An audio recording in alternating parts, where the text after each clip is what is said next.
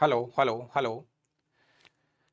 नमस्कार दोस्तों, मैं संजय डावरा आप सभी विद्यार्थियों का हार्दिक स्वागत करता हूं डावरा क्लासेज के इस ऑनलाइन प्लेटफॉर्म पर। सभी विद्यार्थियों को नमस्कार और एक बार फिर से जुड़ जाइए और जल्दी से मुझे कमेंट करके बता दीजिए आवाज वगैरह सब कुछ ठीक है। एक बार जल्दी से कमेंट करके बता दीजिए जितने भी विद्यार्थी लाइव है, आवाज वगैरह सब कुछ ठीक है।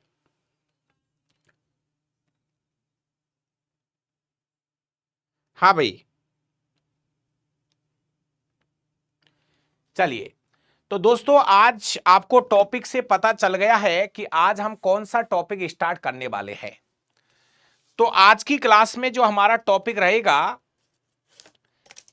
वो टॉपिक का नाम आ रहा है टिश्यू या ऊतक वाला टॉपिक है। बढ़िया टॉपिक है, शानदार वाला, और बहुत दिन से बच्चों की मांग थी कि सर टिश्यू वाला टॉपिक स्टार्ट कर दीजिए। बहुत सारे क्वेश्चंस यहां से पूछे जाते हैं। तो एक बार हेडिंग पर लगा लीजिए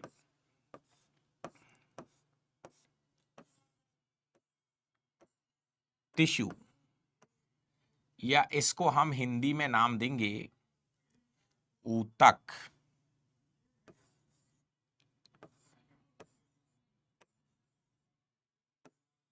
टिश्यू या ऊतक। तो दोस्तों इस चैप्टर को हम मेनली जो पार्ट आता है वो हमारे पास में होगा पादप ऊतक वाला टॉपिक है। इस चैप्टर का जो मेन पार्ट है वो है पादप ऊतक, और उसी को हम मेनली हाईलाइट करेंगे।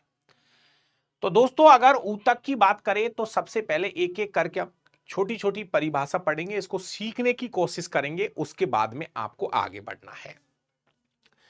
तो सबसे पहले एक बार यस का मैसेज भेज दीजिए। जल्दी से एक बार सभी दोस्त यस का मैसेज कर दीजिए।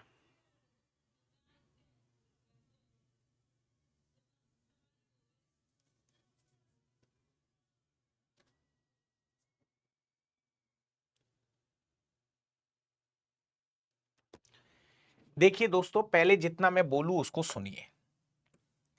आपको ये तो पता है कि प्रत्येक जीव की जो मूल इकाई होती है वो कोशिका होती है, जो कि हमने पढ़ा है।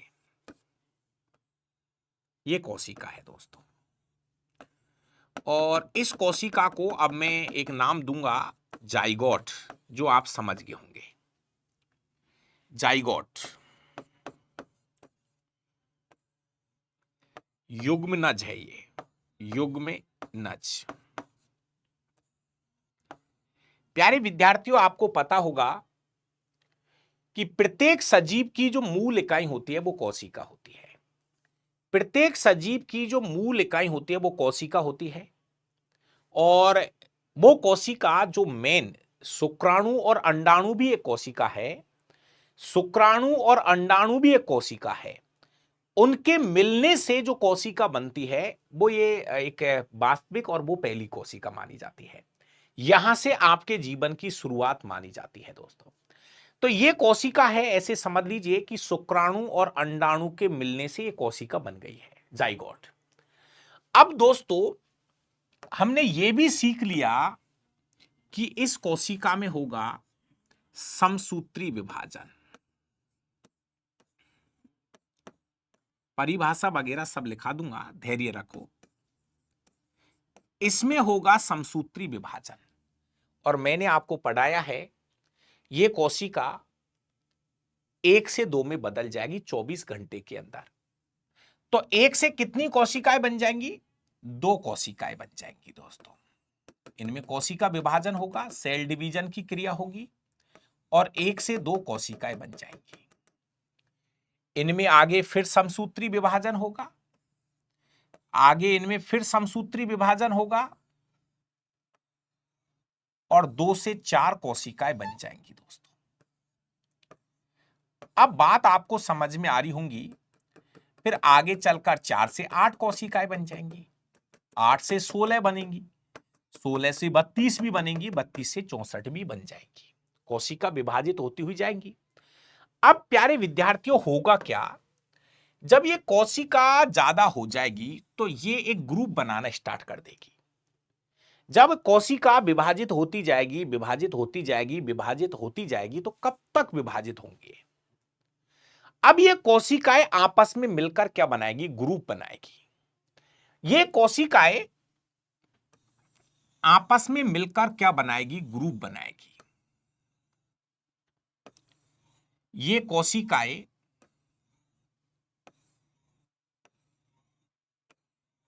आपस में मिलकर ग्रुप बना लेगी और कोशिकाओं के ग्रुप को ही ऊतक कहा जाता है। प्यारे विद्यार्थियों, ग्रुप ऑफ सेल, कोशिकाओं के समूह को ही ग्रुप कहा जाता है।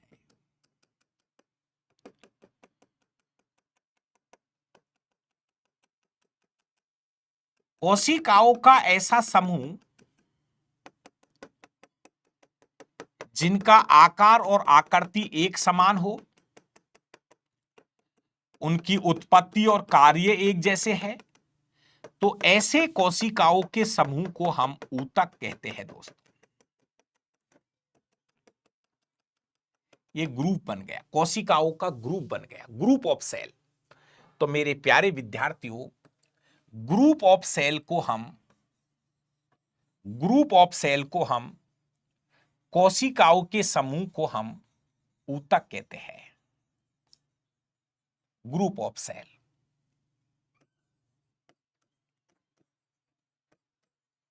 कोशिकाओं के समूह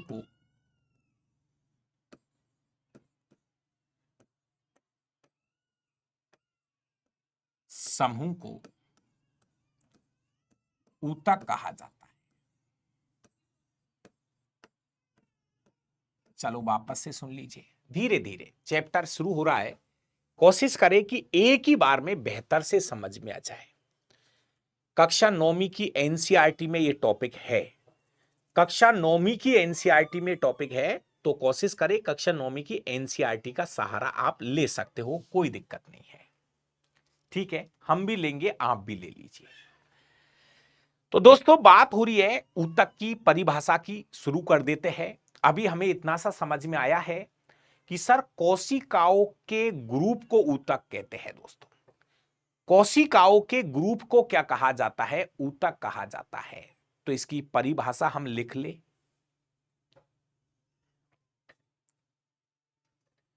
चलिए, तो सबसे पहले कोशिकाओं का ऐसा समूह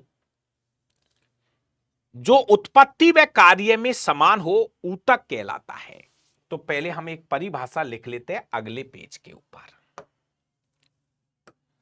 अगले पेज पर हम एक परिभाषा लिख देते हैं, टिश्यू।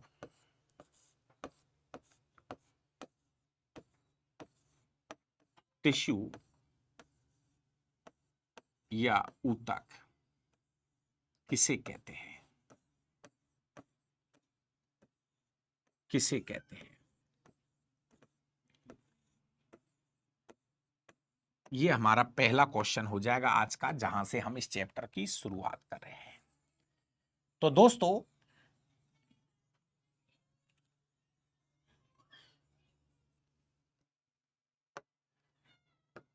यहां परिभाषा लिख दीजिए,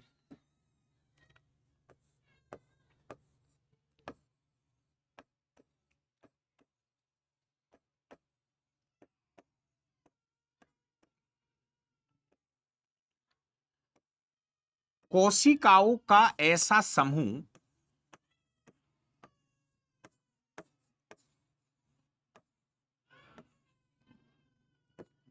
जिनकी उत्पत्ति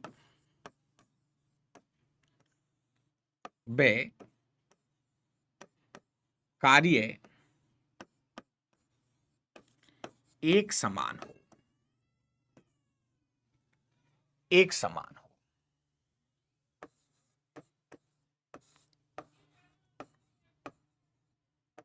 ऊतक कहलाते हैं।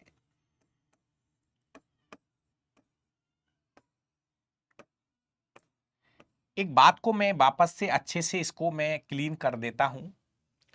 कहीं कहीं पे ये लिखा होता है, समझना, आकृति में समान,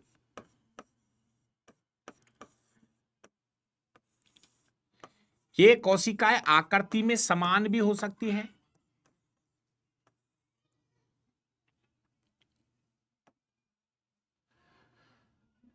आकार में समान हो सकती है,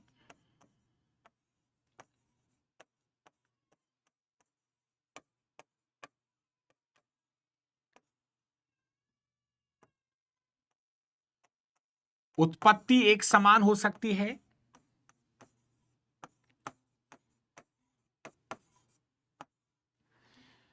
और कार्य भी एक समान होता है। समझा? फिर इसको क्लियर करूंगा अभी।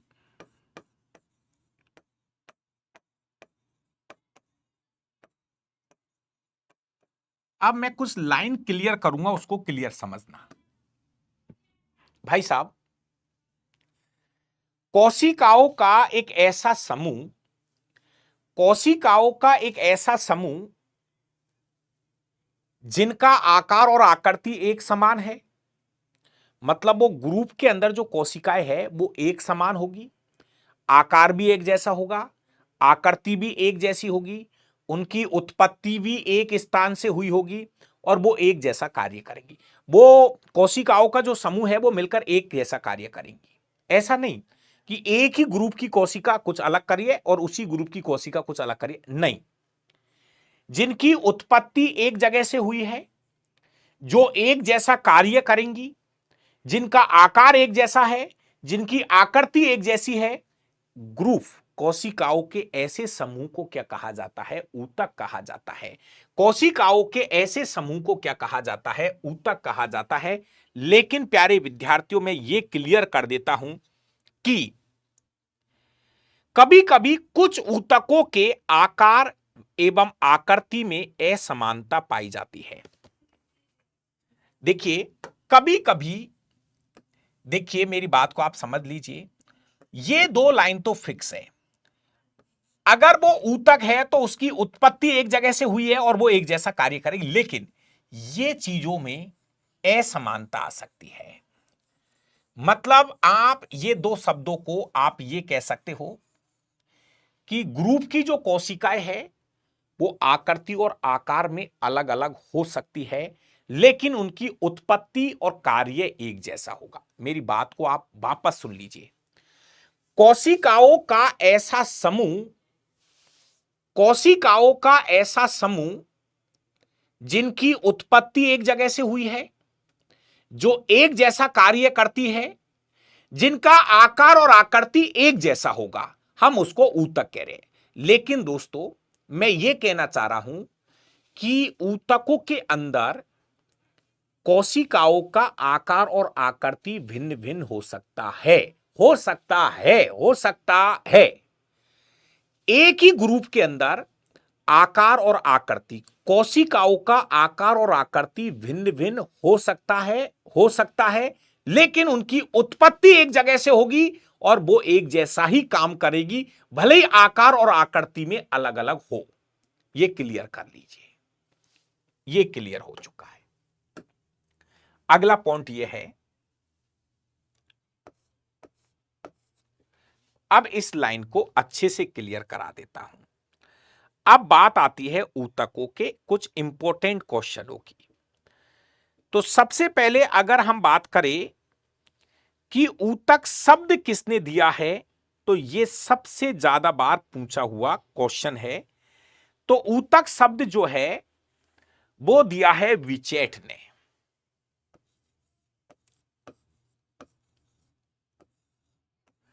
ऊतक शब्द जो है ये विचेट ने दिया है। वैचैट, वैचैट, अलग अलग नाम आपको नजर आएंगे। विचैट, वाइकॉट भी लिख रखा कहीं कर। ऊतक शब्द देने वाला जो वैज्ञानिक है वो विचैट है। कहीं BICHAT, BICHAT, विचैट, या कहीं कहीं वाइकॉट भी लिख सक रहा है, इसको वाइकॉट लिख रखा है, वाइकॉट, वाइकॉट। अब ऊतक शब्द किसने दिया है? तो विचैट ने। लेकिन ये जंतु ऊतक के लिए दिया था ये शब्द। जंतु ऊतक शब्द विचैट ने दिया है। जबकि दोस्तों अगर हम पादप ऊतक की बात करें तो पादप ऊतक जो शब्द है, पादप ऊतक जो शब्द है वो एन गुरु ने दिया है।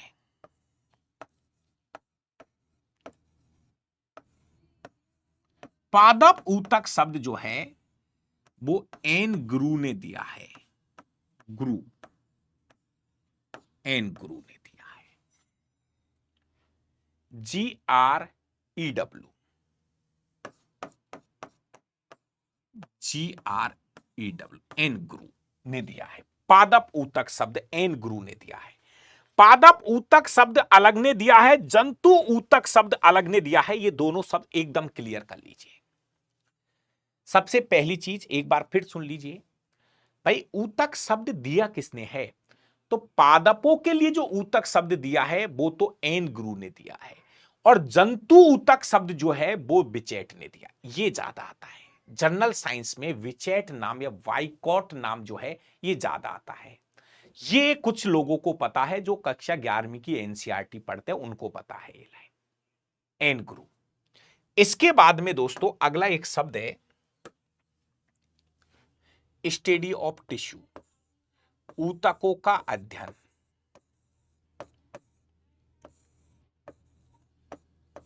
ऊतकों का अध्ययन विज्ञान की जिस शाखा में करते हैं उसको हम हिस्टोलॉजी बोलते हैं। ऊतकों का अध्ययन विज्ञान की जिस शाखा में करते हैं उस शाखा का नाम तो हिस्टोलॉजी है। बढ़िया शब्द है, सबको पता है। स्टडी ऑफ टिश्यू, ऊतकों का अध्ययन हिस्टोलॉजी कहलाता है। ऊतकों का अध्ययन जो है वो क्या कहलाता है? हिस्टोलॉजी कहलाता है दोस्तों। अब हिस्टोलॉजी शब्द किसने दिया है? तो ये हिस्टोलॉजी शब्द जो है ये मेयर ने दिया है। हिस्टोलॉजी शब्द जो है, हिस्टोलॉजी शब्द मायर, मायर, मायर ने दिया है। शब्द किसने दिया है? भाई साहब फंसने वाला काम है, सच बता रहा हूं।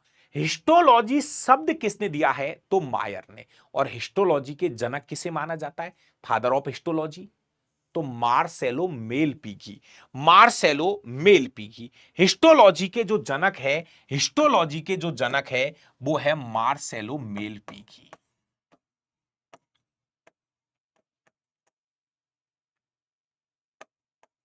Marcelo Malpighi, Marcello Malpighi.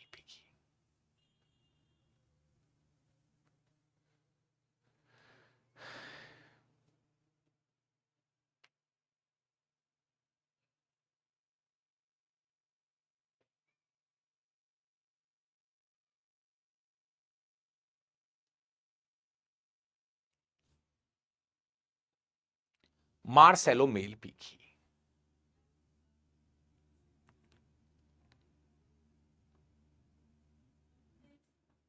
Marcello Malpighi. तो ये शब्द है, फैक्ट है ये, जहां से एकदम डायरेक्ट आपसे क्वेश्चन पूछे जाएंगे। ये एक तरह के डायरेक्ट फैक्ट है भाई, इसमें आप पर मैं कुछ नहीं कर पाएंगे।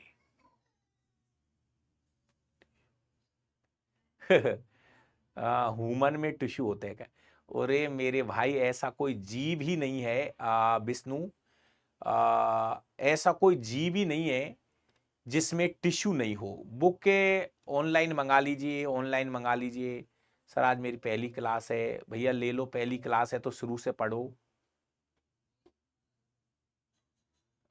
फिजिक्स को थोड़ा सा 2 बार देखो, फिजिक्स हो चाहे केमिस्ट्री हो 2 बार तो पढ़ना पड़ेगा मेरा भाई, 2 बार तो पढ़ना पड़ेगा। चलो बहुत बढ़िया, चलिए बहुत बढ़िया। जिनकी पहली क्लास है मैं तो ये कहूँगा शुरू से पढ़ो पहले, चाहे बॉटनी पढ़ो चाहे जूलॉजी पढ़ो, लेकिन एक बार शुरू से पढ़ो। बाकी आपकी मर्जी है, बीच में आके जुड़ोगे थोड़ी सी दिक्कत आएगी। तो दोस्तों ध्यान से, ये कुछ हमने फैक्ट लिखे हैं। आप बोलने को तो ऐसे बोल देते हैं कोशिकाओं के समूह को ऊतक कहते हैं, लेकिन ऐसा नहीं। समान प्रकार की कोशिकाएं जिनकी उत्पत्ति एक जगह से हुई हो, जो एक जैसा कार्य करेंगी, ऐसे कोशिकाओं के समूह को हम ऊतक कहते हैं। दोस्तों, ऊतक शब्द जो है वो विचैट ने दिया है, लेकिन ये विचैट्स जो है इसने दिया था जंतु ऊतक। पादप ऊतक जो शब्द है वो एन गुरु ने दिया है, एन गुरु ने। अब बात आता है ऊतकों का अध्ययन। ऊतकों का अध्ययन को हम हिस्टोलॉजी बोलते हैं, हिंदी में इसको ओतकी बोल देते हैं। बुक ऑनलाइन मंगा लो भाई, पढ़े लिखे हो, समझदार है, ओतकी बोलते हैं। क्या नाम देते हैं इसको? ओतकी बोलते हैं हिंदी में, हिस्टोलॉजी। अब कोई आपसे कह दे कि भाई हिस्टोलॉजी शब्द किसने दिया है, तो ये मेयर या मायर ने दिया है, मेयर या मायर ने दिया है। जबकि इसके जनक है Marcello Malpighi, father of histology. Histology ये जो के जनक है वो किसको माना जाता है? मार्सेलो मेलपीकी को माना जाता है। अब हम दोस्तों सबसे पहले हम ऊतकों को दो भागों में बांट रहे हैं। एक हमारे पास में है नंबर 1 पादप ऊतक,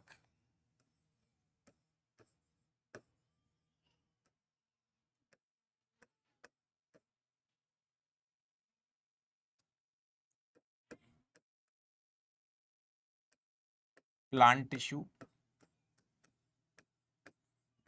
एक तो हमें पढ़ना है पादप ऊतक, और दूसरे नंबर पे हम पढ़ेंगे जंतु ऊतक। जंतु ऊतक की अगर मैं बात करूंगा, एनिमल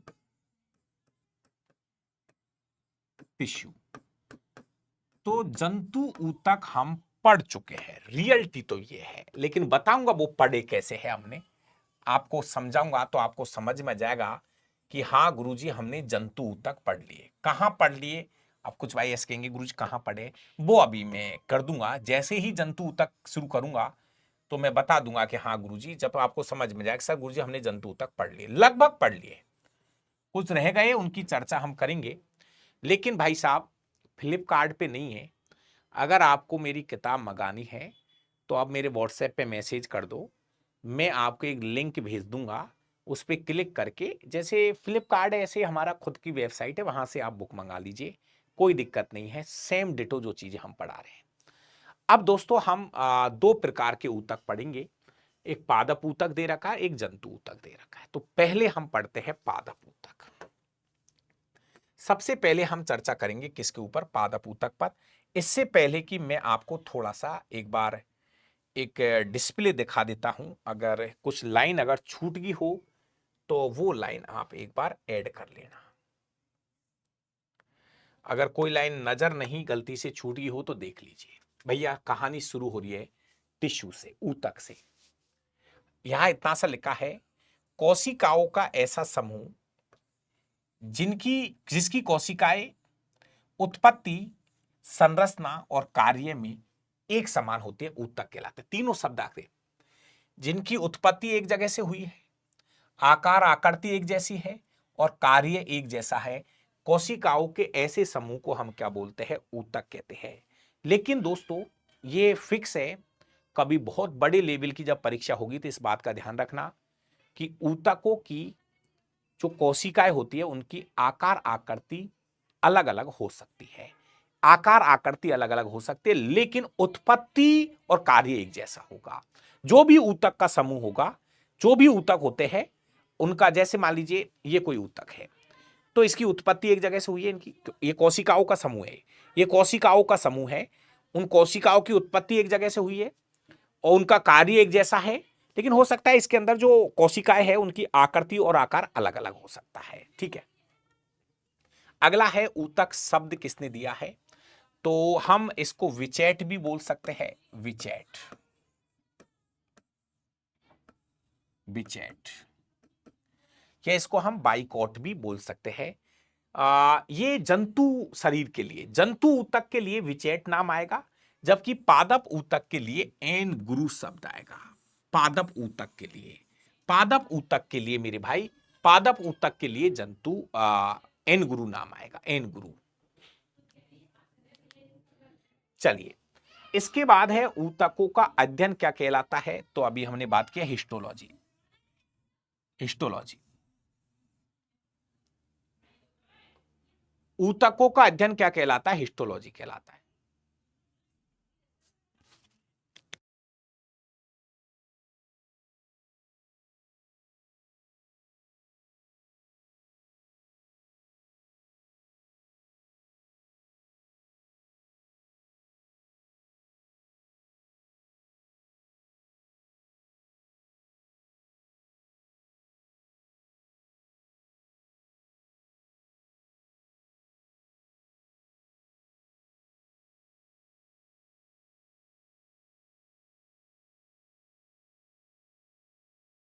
हेलो। इसके बाद में ये हिस्टोलॉजी है। क्या कहलाएगा? हिस्टोलॉजी। ये शब्द जो है ये मायर ने दिया है और इसके जनक है मार्सेलो मेलपीघी। घे घे ये मेर पीघी घी मेर। दो प्रकार के ऊतक हम पढ़ने जा रहे हैं। एक हमारे पास जंतु ऊतक है, एक हमारे पास पादप ऊतक है, लेकिन पहले जिसकी ज्यादा जरूरत है वो है प्लांट टिश्यू।